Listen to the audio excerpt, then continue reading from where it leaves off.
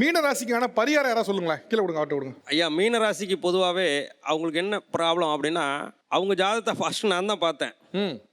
அவங்களுக்கு பிரச்சனையே மைண்டில் தான் இருக்கும். ஏன்னா அவங்க டேட் ஆஃப் பர்த் வந்து 2ல் ஆரம்பிக்கும். சந்திரன் வந்து எப்படி அப்ஸ் அண்ட் டவுன்ஸ், எப்படி 15 நாளைக்கு வளர்புறை தேய்புறையாக இருக்கோ, மன ரீதியாக அவங்க ஸ்ட்ராங் ஆனாங்கன்னா எல்லா ப்ராப்ளத்தையும் அவங்களால சால்வ் பண்ண முடியும்.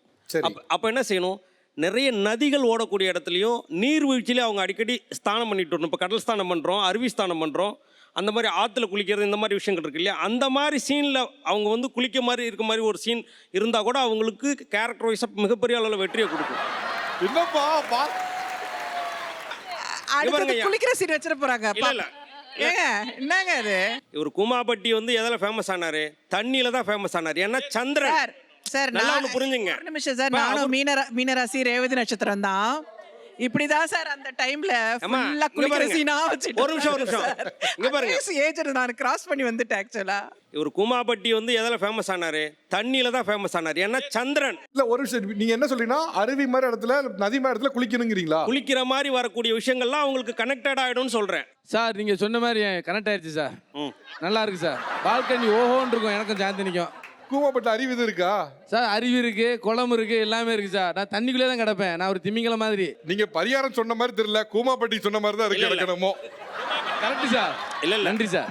இது வந்து கனெக்ஷன், காலச்சக்கரம். இப்போ வந்து நீங்க ஏன் அவங்கள மாத்தி உட்கார வைக்கல? யார் மாத்தி வைக்கணும்னா? இல்லையா, இப்போ எல்லாருக்கும் சீட் அரேஞ்ச் பண்ணிருக்காங்கல்ல. இப்போ அந்த அம்மாவை மேலேயோ அவர் கூமாப்பட்டி தங்க பண்ணி வேற இடத்துல ஏன் உட்கார வைக்கல? ஏன்னா அவங்க தான் சோலோ பண்றாங்க ஒண்ணா. அப்படி இல்லை, எப்பவுமே பிரபஞ்சம் அந்த மாதிரி ஆட்களை தான் நெருக்கி வச்சிருக்குன்னு சொல்றேன். ஏங்க யாருங்க அவரு? ஏங்க சந்தோஷமா இருக்குங்க. இப்போ இது நியதி. பரிகாரம் கேட்டீங்க இல்லையா, அப்போ IVF பண்ணுறாங்க இல்லையா, அந்த மாதிரி உள்ளவங்களுக்கு அவங்க ஹெல்ப் பண்ணும்போது மிகப்பெரிய அளவில் அவங்களுக்கு கடன் சார்ந்த விஷயங்களை குறைச்சி கொடுத்துரும். கூமாப்பட்டி நீ என்ன ராசி? எனக்கு என்ன ராசினே தெரியல சார். இல்லை, எங்களுக்கு தெரியும். நான் சொல்றதை ஏத்துக்கிறதுனா சரி. சரி, கன்ஃபார்மா உங்க ராசி என்ன உங்களுக்கு தெரியல, ஆனா ஜாதகத்தை கொடுத்துருக்கீங்க. இல்ல அவர் டேட் ஆஃப் பர்த் சொன்னாரு, டேட் ஆஃப் பர்த் மட்டும் கொடுத்துருக்கீங்க. ஓகே. ஃபர்ஸ்ட் உங்க ரெண்டுத்துக்கு கல்யாணம் நடக்காது. ஐயோ ஏங்க என்னங்க இப்படி சொல்லிட்டீங்க? Yes sir. முதல்ல ஒரு சாவல் சந்தோஷமா. இல்ல, எனக்கு தெரியும் சார். அல்ல, அவர் என்ன ராசின்னு சொல்லிடுங்க, எங்களுக்கு தெரியாது. ராசி அஸ்வினி நட்சத்திரம். எனக்கு ஒரு டவுட் வந்துச்சு. இப்போ வந்துச்சு டவுட். எனக்கு யார் எந்த ராசி செட் ஆகும்? உங்களுக்கு வந்து கடக ராசி, விருச்சிக ராசி எல்லாம் செட் ஆகும். ஆனா உங்களுக்கு லவ் மேரேஜ் நடக்காது.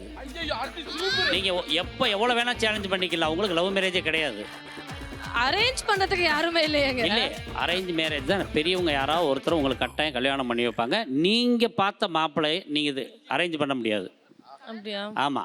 நல்ல கல்யாணம் நடக்குமா அப்போ? கன்ஃபார்மா கல்யாணம் நடக்கும்.